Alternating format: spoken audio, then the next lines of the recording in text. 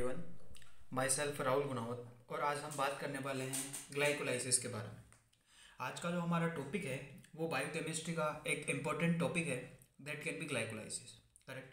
अब सिंपल इस ग्लाइकोलाइसिस जो वीडियो बनेगी इसके अंदर मैं ऐसी ट्रिक बताऊंगा जिससे पूरी की पूरी जो ग्लाइकोलाइसिस है वो समझने में आसानी रहेगी। और जो ट्रिक बताऊंगा मैं वो बहुत ही मज़ेदार और शानदार ट्रिक बताऊंगा जिसकी हेल्प से सारी की जो ग्लाइकोलाइसिस के जितने भी स्टेप है वो सारे के सारे स्टेप अपन याद कर सकते हैं। करेक्ट। उसके बाद में सबसे पहले तो अपन बात करते हैं कि ग्लाइकोलाइसिस होता क्या है। तो ग्लाइकोलाइसिस का मतलब है कि ग्लूकोज का ब्रेकडाउन होना।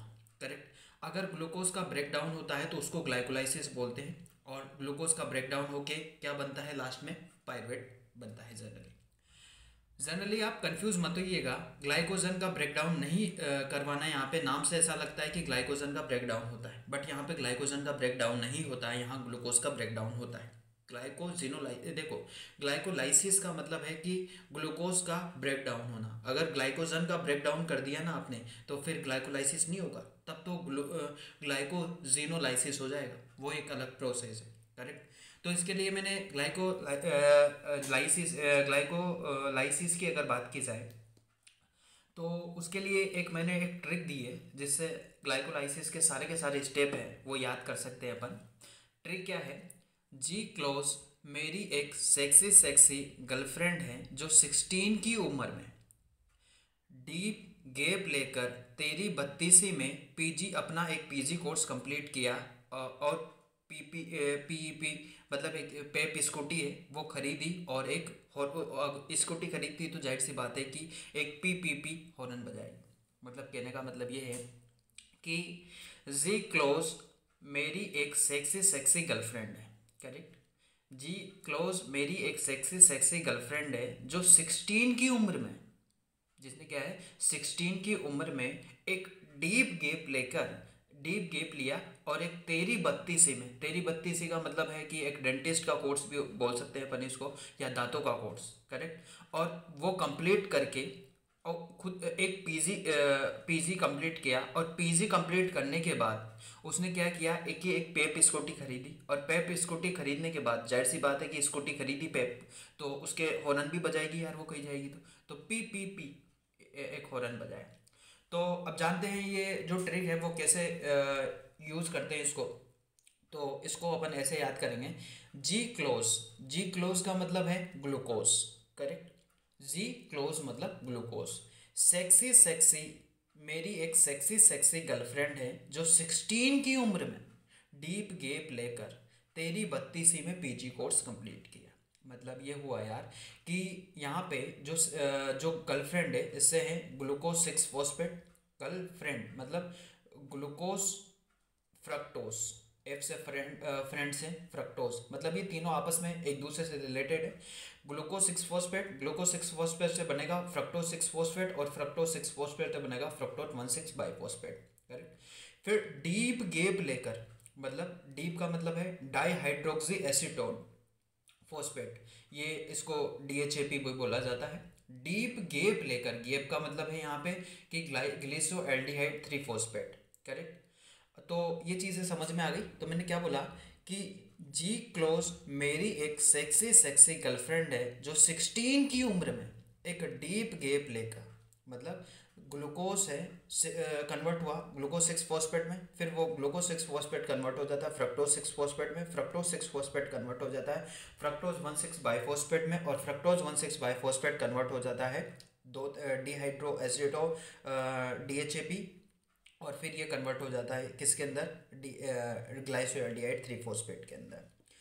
सारी की सारी चीज़ें मैं डिस्कस से बताऊंगा, बस ये तो मैं बता रहा हूँ कि जो ट्रिक है वो कैसे यूज होती है। बाकी जो ग्लाइकोलाइसिस के जितने भी जो स्टेप हैं उनके अंदर किस एंजाइम के प्रेजेंस में रिएक्शन होती है, और कितनी एनर्जी एटीपी यूज़ होती है, और कहाँ पे मैग्नीशियम आयन होता है, सारी चीज़ें मैं बताऊंगा। बट ये तो मैं बता रहा हूँ कि जो ट्रिक है वो कैसे लगाई जाती है। उसके बाद में नेक्स्ट है कि तेरी 32वीं में पीजी कोर्स कंप्लीट किया। मतलब तेरी 32वीं का मतलब है, तेरा मतलब है 1,3, तेरा का मतलब है 1,3, और बाईफॉस्फोग्लिसरॉल, और फिर ये 1,3 बाईफॉस्फेट किस में कन्वर्ट हो जाता है, 3 फॉस्फोग्लिसराइड में, 32C मतलब 3 फॉस्फोग्लिसराइड, और 2 मतलब 2 फॉस्फोग्लिसराइड। जनरली पीजी को अपन फॉस्फोग्लिसराइड को पीजी भी डिनोटेट कर सकते हैं। तो ये 13-32C में पीजी कोर्स कंप्लीट किया, और पीजी कोर्स कंप्लीट करने के बाद उसने क्या किया, पेप स्कूटी खरीदी। पेप एक स्कूटी खरीदी, मतलब पेप का मतलब है फॉस्फोइनोल पायरुवेट्स, PEPA, पीपा से याद कर सकते हैं। फिर ये स्कूटी खरीदने के बाद उसने PPP हॉर्न बजाया, मतलब पायरुवेट्स में कन्वर्ट हो गया। करेक्ट। ये सारी चीज़ें अपन ने बात कर ली। अब बात करते हैं कि ग्लाइकोलाइसिस के स्टेप के बारे में बात की है, तो अपन ने बताया कि जो ट्रिक है वो ट्रिक किस तरह से यूज़ होती है। अब बाकी सारा का सारा ग्लाइकोलाइसिस जो प्रोसेस है वो बता। तो ग्लाइकोलाइसिस शुरू करने से पहले मैंने कहा था कि ग्लाइकोलाइसिस होता क्या है, ग्लूकोज का ब्रेकडाउन। मतलब ग्लूकोज है, ग्लूकोज का ब्रेकडाउन होता है, और जब ग्लूकोज का ब्रेकडाउन होता है मतलब जो ग्लूकोज किसके अंदर कन्वर्ट हो जाता है, ग्लूकोज 6 फॉस्फेट के अंदर। सारी ट्रिकें बता दी थी मैंने कि जी क्लोज मेरी एक सेक्सी सेक्सी गर्लफ्रेंड है जो 16 की उम्र में, 16 की उम्र में मतलब 16, ये देखो 16 की उम्र में डीप गैप लेकर एक कहने का मतलब 13-32 में एक पीजी कोर्स कंप्लीट किया अपना, और उसके बाद में एक पेप स्कूटी खरीदी, और उसके बाद में वो PPP हॉर्न बजाई। तो वह सारी ट्रिकें मैंने बता चुका हूँ। अब यहाँ पे मैं बताऊँगा कि किस किस के प्रेजेंस में, एंजाइम्स के प्रेजेंस में रिएक्शन होती है, कौन कौन से जनरली क्या क्या प्रोसेस होता है। तो जी क्लोज मतलब जो ग्लूकोज है, ग्लूकोज 6 फॉस्फेट में कन्वर्ट होता है, ग्लूकोज 6 फॉस्फेट फ्रक्टोज 6 फॉस्फेट में कन्वर्ट होता है, फ्रक्टोज 6 फॉस्फेट फ्रक्टोज 1,6 फॉस्फेट में कन्वर्ट हो जाता है 16 की उम्र में, है ना। और फिर ये डीप गैप लेकर डिहाइड्रो एसीटोन है वो कन्वर्ट हो जाता है ग्लिसरॉल्डिहाइड में गैप में जनरली।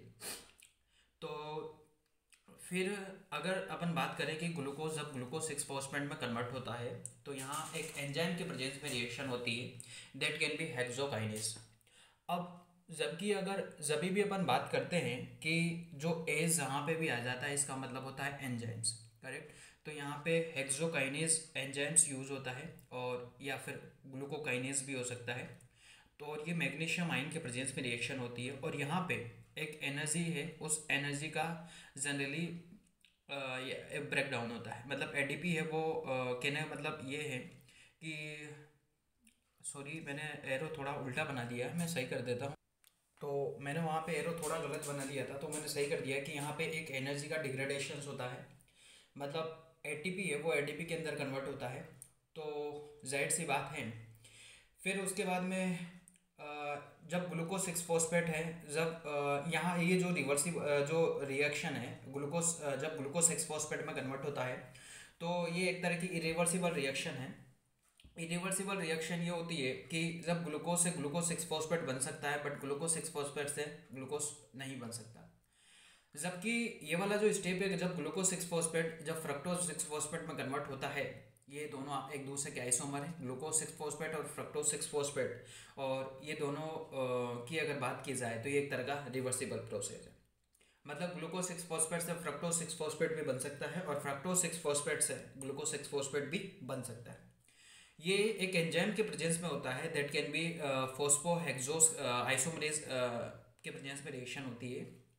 फिर उसके बाद में जब फ्रक्टोज 6 फॉस्फेट है, फ्रक्टोज 116 में कन्वर्ट हो जाता है। मेरी एक सेक्सी सेक्सी गर्लफ्रेंड, मेरी एक सेक्सी सेक्सी सेक्सी गर्लफ्रेंड मतलब ग्लूकोज फ्रक्टोज जो 16 की उम्र में एक डीप गैप लेगा, है ना।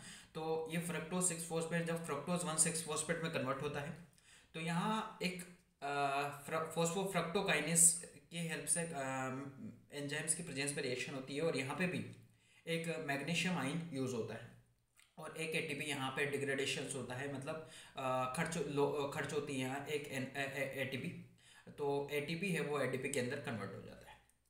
जब सारा का सारा मैं बात करूँगा ATP के बारे में, वो मैं पहले ये स्टेप समझ लेता हूँ, फिर इसके बारे में बात करूँगा। जब फ्रक्टोज 6 फॉस्फेट जब फ्रक्टोज 1,6 फॉस्फेट में कन्वर्ट हो जाता है, तो एक ये वाली जो रिएक्शन है ये एक इरिवर्सिबल रिएक्शन है। फिर फ्रक्टोज 6 फॉस्फेट की अगर बात की जाए तो वो एक डीप गैप में कन्वर्ट हो जाता है। मतलब एक डिहाइड्रो एसीटोन है वो ग्लिसरॉल्डिहाइड में कन्वर्ट हो जाता है। और जब ये कन्वर्ट हो जाता है तो जब कोई भी किसी भी तरह का जो डिहाइड्रो एसीटोन है, ये यहाँ पे कितना फ्रक्टोज 1,6 फॉस्फेट की अगर बात की जाए तो 6 कार्बन होते हैं जनरली उसके अंदर। तो ये डिग्रेडेशन होता है 3 कार्बन और 3 कार्बन, 6 कार्बन में डिवाइड हो जाता है। और यहाँ पे जो ग्लिसरॉल्डिहाइड की अगर बात की जाए तो इसके 2 मॉलिक्यूल्स फॉर्मेशन होते हैं यहाँ पे, मैं आगे जाके बात करूँगा।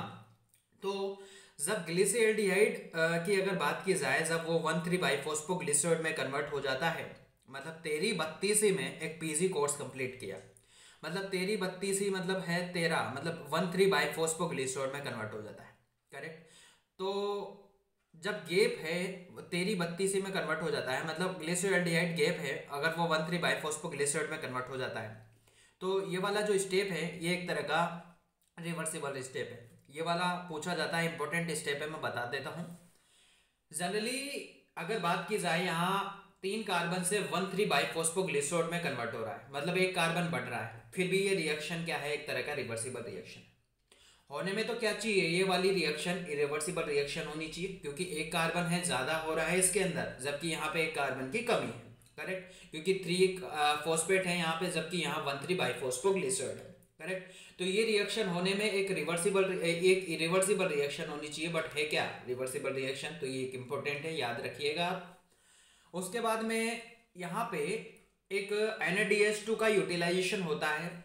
NAD की अगर बात की जाए, वो एक NADH2 में कन्वर्ट होता है, और यहाँ पे एक फॉस्फेट का इन्वॉल्वमेंट होता है, मतलब यहाँ 3 फॉस्फेट है तो यहाँ 1,3 बाइफॉस्फेट हो जाता है, तो एक फॉस्फेट का एडिशन हो रहा है, फिर भी ये एक रिवर्सिबल रिएक्शन है, होने में इरिवर्सिबल चीज।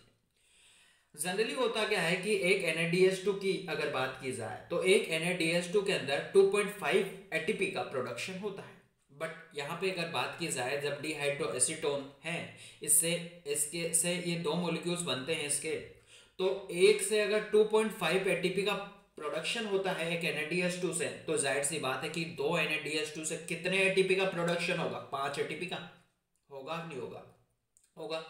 जबकि ऊपर की तरफ मैंने बात की थी, जब ग्लूकोज से ग्लूकोज 6 फॉस्फेट बन रहा था, तो वहां एक एटीपी डिग्रेडेशन लॉस हो रही थी, सॉरी। हाँ, दूसरी बात कि फ्रक्टोज 6 फॉस्फेट से जब फ्रक्टोज 1,6 फॉस्फेट में कन्वर्ट होता है, तो वहां पे भी एक एटीपी का लॉस हो रहा था, बट यहाँ एक एनर्जी का यूटिलाइजेशन हो रहा है, एक एनर्जी बन रही है।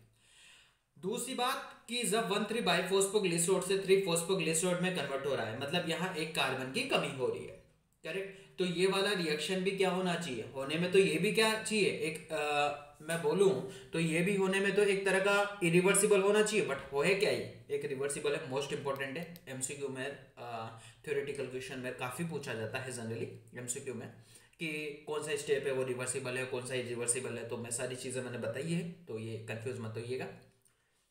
देखने पर आपको ऐसा प्रतीत होता है, ऐसा दिखता है कि ये वाला एक इरिवर्सिबल होगा, बट है क्या रिवर्सिबल। यहाँ पे एक एटीपी है, वो सॉरी, यहाँ पे अगर बात करूँ तो एक एटीपी का फॉर्मेशन होता है, एक एनर्जी बनती है यहाँ पे। और अगर इस 1,3 बाइफॉस्फोग्लिसराइड की अगर बात करूँ, तो इसको मैं एक इनहिबिट करता है, इसको एक आयोडो एसीटेट और आर्सेनेट की अगर बात की जाए, ये कुछ ऐसे इनहिबिटर्स हैं जो हमारे 1,3 बाइफॉस्फोग्लिसराइड को एक इनहिबिट कर देते हैं, करेक्ट। उसके बाद में ये जो 1,3 बाइफॉस्फोग्लिसराइड जब 3 फॉस्फोग्लिसराइड में कन्वर्ट हो जाता है, तो यहाँ पे एक किसके प्रेजेंस में होता है, फॉस्फोग्लिसोकाइनेज के प्रेजेंस में होता है, और मैग्नीशियम आयन भी यहाँ पे यूज होता है। तो जनरली मैं 4 तरह से बात करूंगा कि मैग्नीशियम आयन कहाँ कहाँ यूज होता है। देखो, एक मैग्नीशियम आयन तो जब अपन ग्लूकोज से जब ग्लूकोज 6 फॉस्फेट पढ़ते हैं, तब वहाँ एक मैग्नीशियम आयन यूज होता है। एक मैग्नीशियम आयन वहां पे यूज होता है जब फ्रक्टोज 6 फॉस्फेट से जब फ्रक्टोज 1,6 फॉस्फेट की बात आती है, फॉर्मेशन होता है, तो वहां पे एक मैग्नीशियम होता है। एक मैग्नीशियम 1,3 बाइफॉस्फोट से 3 फॉस्फोग्लिसराइड में जाते हैं, तब वहां पे मैग्नीशियम होते हैं। और एक मैग्नीशियम जब 2 फॉस्फोग्लिसराइड से एक पायरुवेट्स में जाता है, तब भी वहां पे एक मैग्नीशियम यूज होता है। तो जब 3 फॉस्फोग्लिसराइड जब 2 फॉस्फोग्लिसराइड में कन्वर्ट होता है, ये भी एक तरह का क्या है, एक रिवर्सिबल रिएक्शन है। और ये एक फॉस्फोग्लिसरोड म्यूटेज के प्रेजेंस में रिएक्शन हो रही है। जनरली यहाँ पे म्यूटेशन म्यूटेज के प्रेजेंस में होती है, क्योंकि 3 वाला 2 में कन्वर्ट हो रहा है। मतलब फॉस्फोग्लिसरोड दोनों जगह फॉस्फोग्लिसरोड है, समान है। डिफरेंट कितना सा है कि यहाँ 3 फॉस्फोग्लिसरोड है, वो 2 फॉस्फोग्लिसरोड में कन्वर्ट हो रहा है। तो यहाँ फॉस्फोग्लिसरोड म्यूटेज के प्रेजेंस में रिएक्शन होती है। उसके बाद नेक्स्ट मैं बात कर रहा था कि जब कोई भी किसी भी तरह का जब 2 फॉस्फोग्लिसरोड में कन्वर्ट हो जाता है, फिर ये 2 फॉस्फोग्लिसरोड फॉस्फोइनोल पायरुवेट्स में कन्वर्ट हो जाता है, तो एक मैग्नीशियम आयन यहाँ पे भी यूज़ होता है और एक इनोलेज के प्रेजेंस में रिएक्शन होती है। और जब 2 फॉस्फोग्लिसरोड जब फॉस्फोइनोल पायरुवेट्स में कन्वर्ट होता है तो एक वाटर मॉलिक्यूल्स का लॉस होता है, करेक्ट। और जब फॉस्फोइनोल पायरुवेट्स जब पायरुवेट्स में कन्वर्ट हो जाता है लास्ट में, तो यहाँ एक जो ये वाली जो रिएक्शन है ये भी एक तरह की इरिवर्सिबल रिएक्शन है और ये वाली भी एक इरिवर्सिबल रिएक्शन है। ये अपन को याद करना है कि कौन कौन सी स्टेप है वो रिवर्सिबल है, कौन कौन सी रिवर्सिबल है, सारी की सारी चीज़ें मैंने बता चुका हूँ। और फॉस्फोइनोल पायरुवेट्स है, जब एक पायरुवेट्स में कन्वर्ट होता है तो यहाँ पे एक एटीपी का फॉर्मेशन होता है। तो एक एटीपी यहाँ बनती है और 2 मॉलिक्यूल्स बनते हैं इसके पायरुवेट्स के, तो 2 एटीपी का यहाँ पे फॉर्मेशन होता है जनरली। तो पायरुवेट्स काइनेज के प्रेजेंस में रिएक्शन होती है ये जनरली। और अब बात करेंगे अपन एनर्जी के बारे में कि कहाँ कहाँ कितनी एनर्जी यूज़ होती है। नेक्स्ट मैं बात करूँगा एनर्जी कैलकुलेशंस के बारे में बात करूँगा।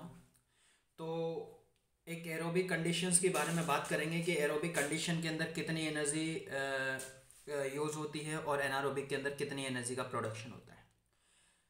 जनरली 2 एनर्जी का लॉस होता है। और 2 एनर्जी का कहाँ लॉस होता है, अपन ने बताया था कि जब ग्लूकोज से ग्लूकोज 6 फॉस्फेट बनता है तो एक एटीपी की तो वहाँ लॉस होती है, करेक्ट।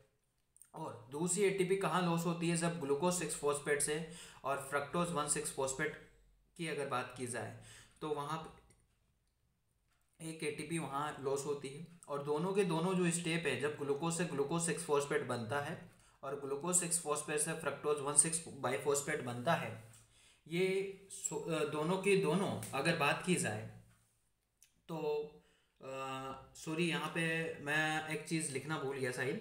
यहाँ पे फ्रक्टोज 6 फॉस्फेट है, यहाँ पे ग्लूकोज 6 फॉस्फेट नहीं है, फ्रक्टोज 6 फॉस्फेट है। मैं मेंशन कर देता हूँ ध्यान से।